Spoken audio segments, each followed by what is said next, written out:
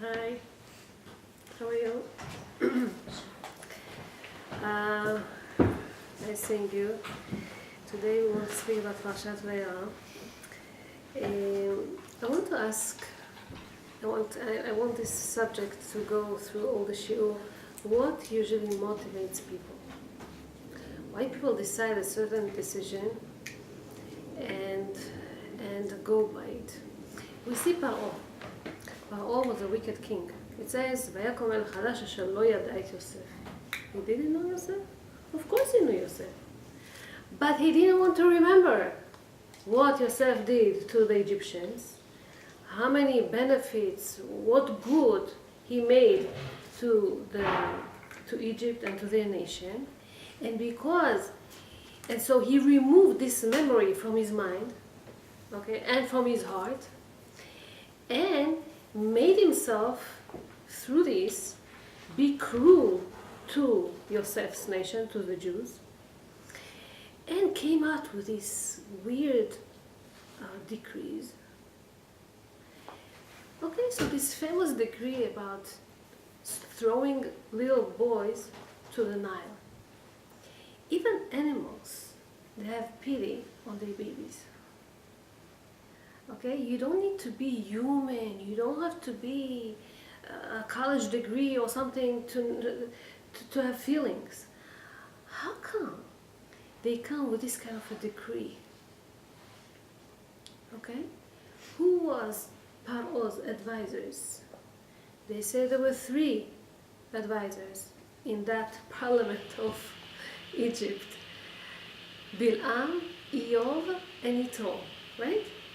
So they say that Bil'am, he gave this advice to kill these male boys, baby boys, and so he was punished. What was his punishment? He was killed. We learned about it. Pinchas killed Bil'am. Iyov, he prevented himself from talking. He didn't say anything, okay?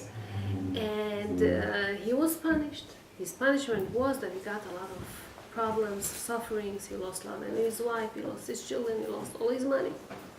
And Yitro ran away because he saw that whatever he's going to say is not going to help. He ran away. He didn't agree with this kind of decisions. And it says, Mipnei banav shel Yitro became judges, okay, b'lishkat hagazlit, in the holy temples. So, how come people come to this kind of decisions? Bil'am, Yitro, and Iyov were great, great people. It says about Bil'am, Yodea dat Elyon. It says, Lo kam navi keMoshe. You know, among the Jews, there was no bigger prophet than Moshe Rabbeinu. Okay, he spoke to God. But in the Gentiles there was, and that was Bil'am. Some say that he was even greater in prophecy than Moshe Rabbeinu. It's just that he didn't have good qualities. Moshe Rabbeinu had very good qualities. Bil'am was wicked. And so he gave this bad advice. What about Iyov? It says about Iyov that he was one among 3 that the description on him is Yireh Elokim, the one that fears Hashem. And these descriptions were about Abraham, אתה ידעתי כי ירא אלוקים אתה. Yosef says, it says, את האלוקים אני ירא. And about Iyov it says, איש תם וישר וירא אלוקים. So, great man. Why did he keep quiet? We say that even animals have pity on their children, okay? How come this great person keeps quiet? So we have to understand where Bil'am and Iyov coming from, to understand where Paro is coming from. I want to give you a very strong example from a different place in the Tanakh about Yeroboam ben Nevat. Everybody knows this name. Yeroboam ben Nevat was the first king in Israel in the time of Shlomo HaMelech. After Shlomo, his son Rehoboam becomes the king, okay? He's the dynasty of David, of Yehuda. And Achia Shiloni, which was a great prophet, was the teacher of Eliyahu Navi, the prophet, okay? Has a prophecy, comes to Yerovam ben Nebat, and promises him, gives him a prophecy that he's going to be the king, okay? It says that he's going to rule over the 10 tribes. Rehoboam, which is the son of Shlomo, the grandson of David HaMelech, will rule over only 2 tribes, and Yerovam ben Nebat will rule all over Israel, the whole 10 tribes. Big success, big promotion, okay? And at that time, Yerovam was really deserved this greatness. He was a big Talmid Chacham. It says about Achia Shiloni and Yerovam ben Nevat, וימצא אותו אחיה שילוני בדרך והוא מתכסה בשמלה חדשה. He was covered with a new cloth. And they say, meaning is that his Torah was perfect. He was a great Talmid Chacham. No problem at all. Okay? And when he and Achia were in the road, in the Sadeh, in that place, in the field, they were talking a lot of Divrei Torah. And Yerovam would make so much chidushim on the Torah. Great stuff, things that people never heard, these chidushim at all. They say that they were in the Sadeh, ushneim levad basadeh, that all the Talmidei Chachamim next to them were like grass, nothing so much as opposed to them. They were great, they knew a lot. And then some say that that all the secrets of the Torah were revealed to them like the Sadeh, like the field is open to them. That's how great was Yerovam. Okay? So, comes to him Achia Shiloni, takes away this new cloth that he had, cuts it, tears it to 12 pieces, and tells Yerovam, you hold 10 pieces. These 10 pieces, okay, are the tribes of Israel, and you're going to control, you're going to rule these tribes of Israel. But the condition is that you're going to go in the path of the Torah, and you're going to listen to all the mitzvot. If you're going to do this, I promise you this, I promise you that. Promises, promises, promises, promises. So, when such a thing happens, what a normal man's supposed to do to grab this opportunity, okay, and to become a great leader? What do we see? We see that something else motivates Yerovam. He has a different agenda. What motivates him? He starts thinking, soon will come the holiday of Pesach, let's say.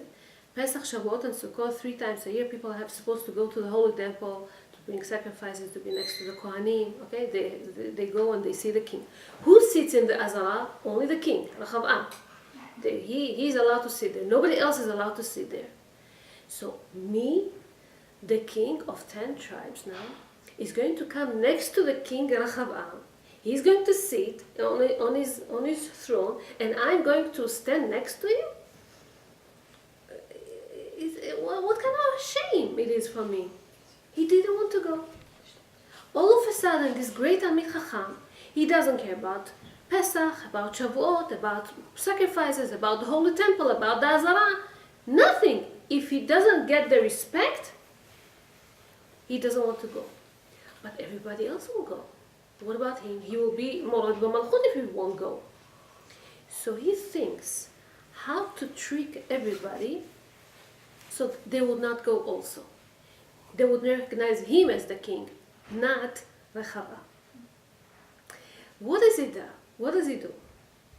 He calls for a big meeting of all the people to come to him.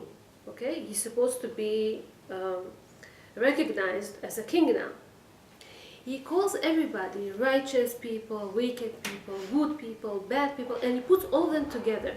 Good person next to bad, righteous next to wicked. He puts all of them together, and he asks them, do you accept me as your king? Everybody says, yes, of course. Even though I will give all kind of orders, of course they have to. If a king gives all kind of orders, they're supposed to obey him. Even if I tell you to worship idols? Now this is kind of a tricky thing. What the righteous will say, yeah? They don't want to sign on such a commitment. They don't know what to do. And so the wicked people tell the righteous people, but hey, he's a big Talmid Chacham. He has a beard, he has a kippah, he looks like a rabbi. What's your problem? He's not going to tell us to worship idols. And this is how they were able to convince the righteous people to sign this commitment, that they're supposed to obey the king no matter what, even if he tells them to worship idols. And that's what happened. And who was the one that was signing this commitment? Achia Shiloni. The rabbi, the teacher of Eliyahu Navi, his signature was among all these people. You have to listen to Yeroboam, even if he tells you to worship idols. And that's exactly what he did. He made a galim. A galim is golden calves that he put from Dan to Beersheba, from North Israel to south of Israel, and he made everybody to go to these places and bring sacrifices. Like, this is the holy temple. This is something that is not allowed to be done. This is against the Torah. As long as we have a holy temple, people cannot make sacrifice in any other place. And he made people do it. So not only that he sinned, okay, he made all the Jews sin also, okay. And why? Because he had this agenda. He wanted to be the greatest. He wanted everybody to recognize him as the most important person, okay? Right after this story in Masechet Sanhedrin in the Gemara gives another example of such a thing. What is this example that the Gemara says over there? This was a bit later in the history. You all know that from the kings of Israel, one of the wicked kings was Achab. We spoke about him a few times. We said that he was chasing the rabbis, the prophets. He didn't allow study Torah. His wife was even worse than him. Right? We spoke about him a few times, about this Achab. And so Elisha, which was after Eliyahu Navi, the prophet after Eliyahu Navi, he sends another prophet, they say he was Yonah Navi, to crown Yehu as a king after Achab. Yehu. And Yehu goes to do whatever prophecy that was given to him by the prophet. He rebels against Achab, his master.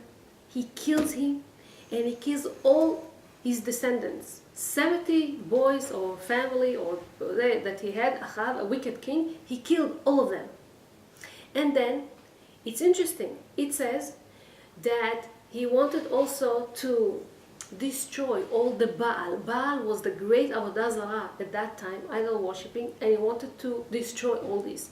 So how did he do it? By tricking the people. He makes a gathering. He calls all the Nevi'ei Baal, all the prophets, and he tells them, Achab, my master, he worshipped the Baal, but he didn't worship enough. I want to worship it even more.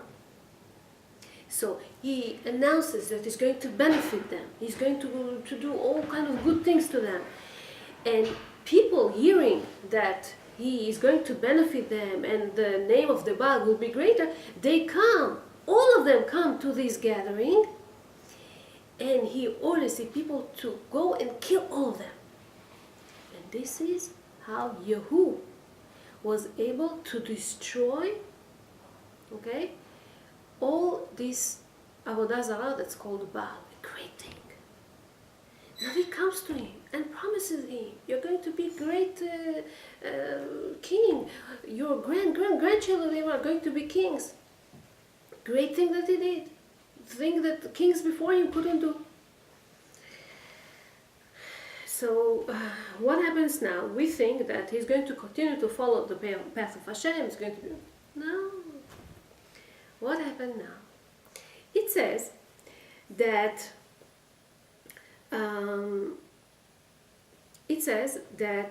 he started to worship idols himself. Okay, he worshipped this agalim, these calves that Yerovam back in time put in Dan and in Beersheba, and he went to bring sacrifices to this Avodah Zarah. How come? Why did he come to such a low level to do such a thing?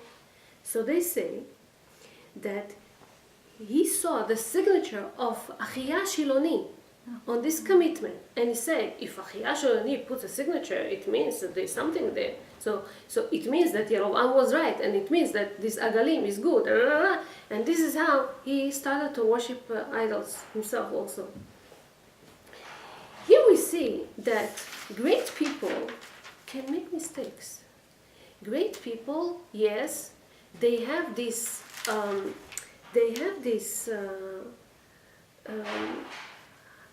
as high level they can fail because of desires, because of bad qualities, because of arrogance, because of stubbornness, because of all kinds of other qualities that they have.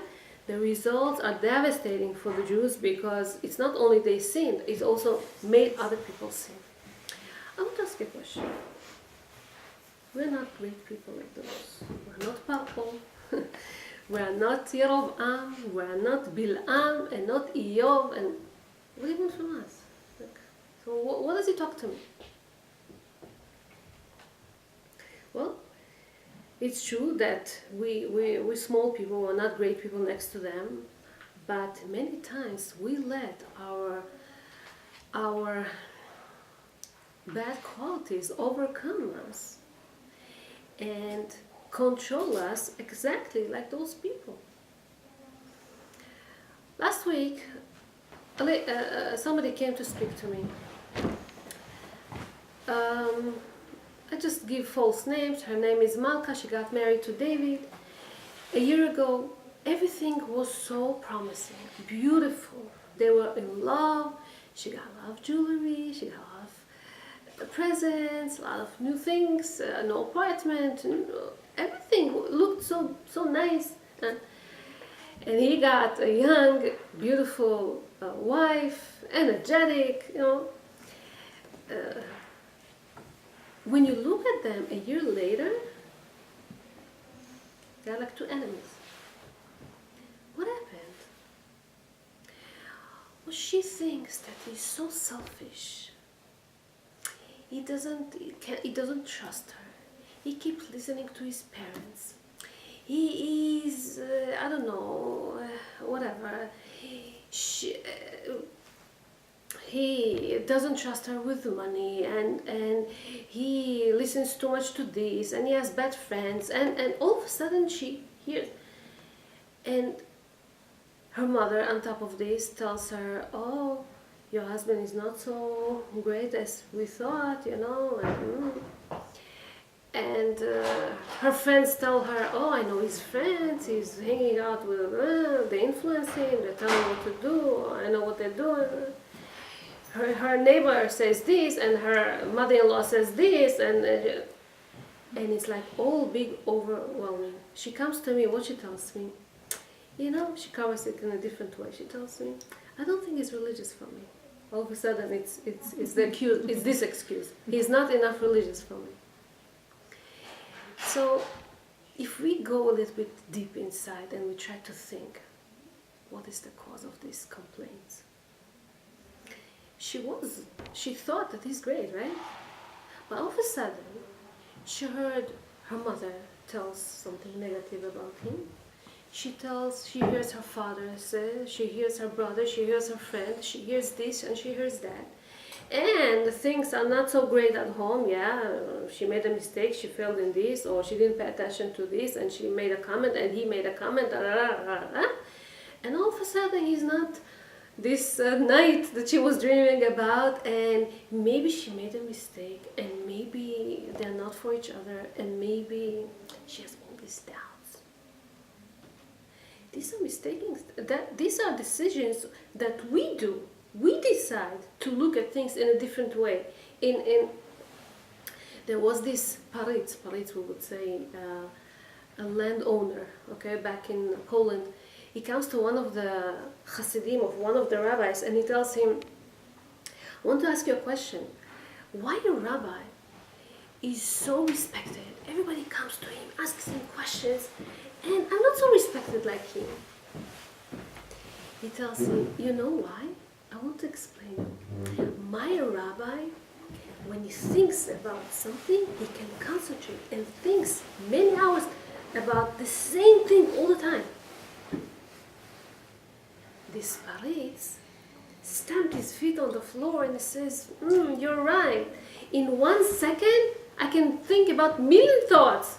How can you concentrate on one thing for so many hours?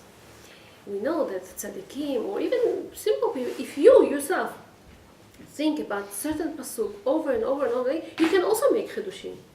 You can also think every time a new thing. Well, when you think about certain pasuk, a certain dvar Torah, a certain... So when you concentrate on something, okay, you can get to very, very high levels in Avodat Hashem. It's something great. So think to yourself now, when somebody concentrates on something good, okay, he can get to very, very high levels. But if somebody concentrates on something bad, negative, over and over and over again, my mother-in-law, my husband, my brother, my this, my neighbor, my sister-in-law, over and over, you keep thinking how she's bad to you, how she insulted you, what she wants from you, and stuff like that. This is when, or even some injustice happened to you. Somebody insulted you, said something, you hold grudge, and this becomes greater, this becomes bigger, and you keep thinking about this and thinking about this and thinking about this, and this snowball becomes so big all of a sudden. You have to stop it as soon as possible. If you don't stop it, it's just overwhelming. You keep thinking that everybody is your enemies. All of a sudden, the bus driver didn't stop purposely. All of a sudden, your brother hates you. All of a sudden, all kind of you. These are things that we put in our mind. Aren't we the same like Paro? Everybody has agenda. So they have agenda on controlling an enemy, a whole nation. We have our own things. Think about this. What motivates people usually? So it says about the spies. The spies were great men. It says about them, Kulam anashim rashi bnei Israel hema. Everybody of them, all of them were great, great people. What happened to them? They were supposed to go and tour Israel and to come with good news. What did they do? They stopped thinking, wait a second, now we're great people. Everybody was Rosh Hashevet, he was the head of his tribe, okay? We're great people now, in the desert. Once we're going to go into Israel, what's going to happen? No? We're not going to be, somebody else will take over us, and we're not going to be so great. And so they decided to speak negative. Decided to speak negative, made the whole nation complain and rebel against Hashem. But they were great. How did they come to that? Again, because of honor, because of respect, because of these were their calculations. And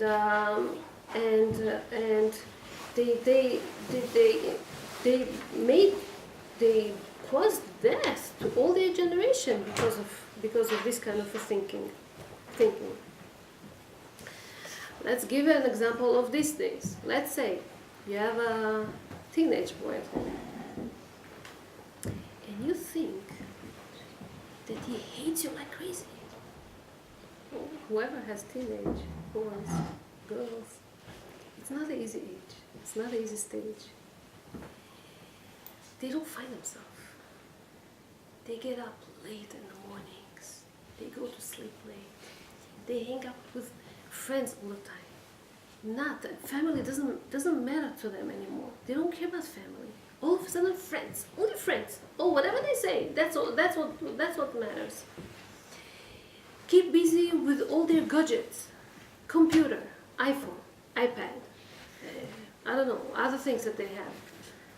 They can be busy with this for hours. They don't care about what parents tell them. They don't care about, you giving him musa, telling, hey, you have to do this, hey, you have to do that. They don't consider it about their younger siblings. They don't consider about, and you think he hates you. You think he does these things on purpose. It happens once after another and another day. Don't think like that. Children at that age, they're lost. They don't find themselves. They don't do it purposely. It's not because of arrogance, it's not because of pride, and it's not because of anger. It's not because of this. It's because they want to find their own path in this lifetime, their own personality. They don't want to lean on their father as great he is, or on their mother as great as she is. They don't. They want to find it on their own. And it's just a time, and it will pass. So many times you have to ignore me, but keep showing love, because this behavior is not because they're negative or they're bad. God forbid. It's just the timing, and it will pass. Another example from the Torah. Zimri ben Salu. You heard this name, right? Nasi Shevet Shimon. Was 250 at the time when he made the scene with Kazbi bat Tzur. A great man, so old, went through all the plagues in Egypt, went through Kriyat Yam Suf, went through Matan Torah, and all these 40 years in the desert, next to Moshe, next to great, great people. How come he came to this low point of his life, an ugly situation, when he's in front of everybody with this Gentile woman? Okay? So they say that some guys come to him and tell him, Zimri, all your tribes, the younger people, they sit and they're judges. Dinei nefashot, they decide who's going to live, who's going to decide. They put you out of it. You that went through so much, you that have so much experience, you that can advise us so much, what happens to you?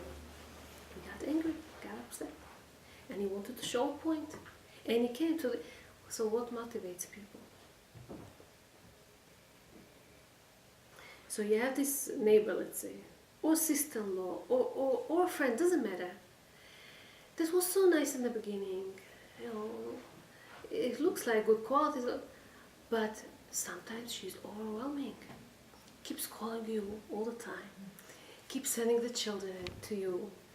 It looks like wants to take advantage of you, wants to know everything about you, calling in different hours, asking you all kind of things, want to know every small little detail that happens, and then tells it out to everybody else, and you're like, what should I do with her?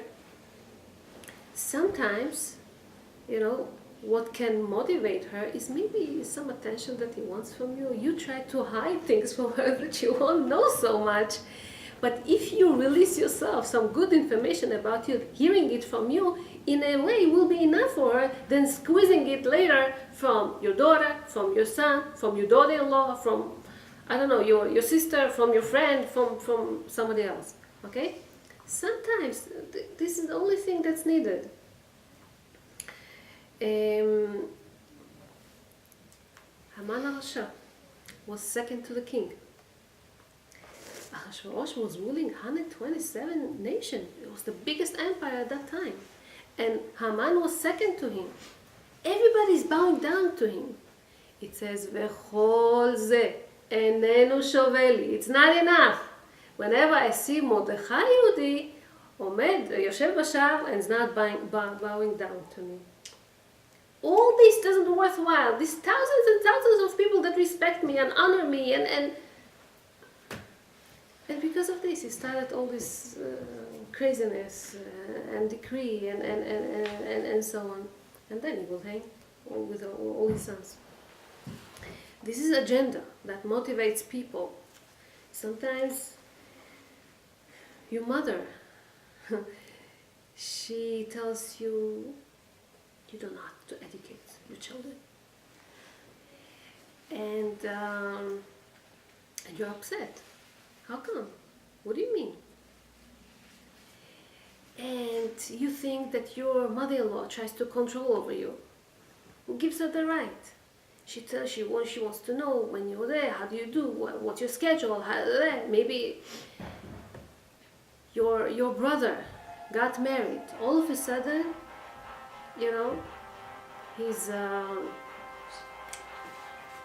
he has some kind of responsibility now. He's married to his wife. All of a sudden, he's asking things differently. He looks like he wants the money of your parents. It looks like all kind of things that you put sometimes in your thoughts. What motivates people? Maybe you're wrong. Maybe it's not. Here, when we speak about these tyrants, it was all over the history. These strong people became rulers of the world, and yes, they do become crazy. They do crazy things. And what motivates them is their bad qualities. Give an example. Nebuchadnezzar. Nebuchadnezzar was this man that destroyed our temple. The first temple was a bad man. He was so arrogant. He thought that as he controlled Israel, okay, now he's entitled to fight God. He believed that he is so strong, that he is so powerful, that he can fight God and win him. That's how he thought. Nimrod was the same. The Nimrod, you see from the name Nimrod, that is rebellious all by itself, right? Believed that he can fight Hashem. Was chasing after Abraham all the time. Well, we mentioned it once that the biggest punishment for Nimrod was when his own son Eliezer followed Abraham Avinu. Okay? Not his father. And because Eliezer saw the truth and followed him, he was one among 9 people in all over the history that went live to Gan Eden. Eliezer. This Nebuchadnezzar wants to fight Hashem. Not only he's seen to all these Jews, the killings, the punishments, or whatever he did, he also wanted to make them sin, exactly like Paro. And I'll soon come back to Paro. We mentioned it once, built this huge statue that he built from gold and from silver that he conquered, that he brought from Israel, okay? And wanted to make everybody to bow down to this, this is the God. He took the tzitz of the Kohen HaGadol that used to wear it and put it in his mouth, and with some magics, it sounded like it comes from the mouth of the statue, Anochi Hashem Elokecha. Why not to believe? Everybody wants to believe that this is the God. We know that Daniel, she took care of this statue. But this Nebuchadnezzar, Hashem wanted to punish him. So what was his punishment? It says, it says that for 7 years he became this weird animal. Hashem changed the image of him. From the head to stomach, he was an ox. From the stomach to leg, he was a lion. Some kind of a weird animal roaming around helplessly. Okay? In the fields, in the forests, nobody pays attention to him, cannot do whatever he wanted, and everybody looks at it like that, run away from him. For 7 years he wanders like that, and after 7 years he goes back to his hometown. Meanwhile, his son, Evil Merodach, he became the king instead of his father. And when he saw that his son became the king, he was so upset, he threw him to the jail. That's how, he was very selfish. He couldn't stand it, even his own son. And for a reason he became a king, that he would take the throne from him. So he put him in jail. And then later on, when this Nebuchadnezzar died, Evil Merodach, his son, didn't believe. Hashem, for sure? Are you sure that? And he made people go take him out of the grave. and drag him all over the town, like a dead dog, okay, that nobody pays attention to it, to see if he's really dead. This is, how there's a lot to talk about him, but this is the punishment of this kind of a person, Nebuchadnezzar. Some people, they are motivated for good reasons. There are some tzaddikim, right? Shlomo HaMelech, when he was young, he had a dream. And Hashem talks to him. What do you want? I can give you anything you want. Okay? Usually, what do people ask? Give me money. Give me fame. Give me. If I'm from Hashem, why not? Give me. Shlomo HaMelech was asleep even. When somebody is asleep, he is not so aware and is not so much thinking, well, what's the calculation? What should I ask? What is it worthwhile? Is it not? What? He's not. He's asleep even. He's asking Hashem wisdom, so that he will be able to judge people the right way. Hashem loved it so much that he promised him all the good things in the world. Right? This is when somebody has a good intentions, but when somebody has bad intentions. Achitophel was the advisor of David HaMelech.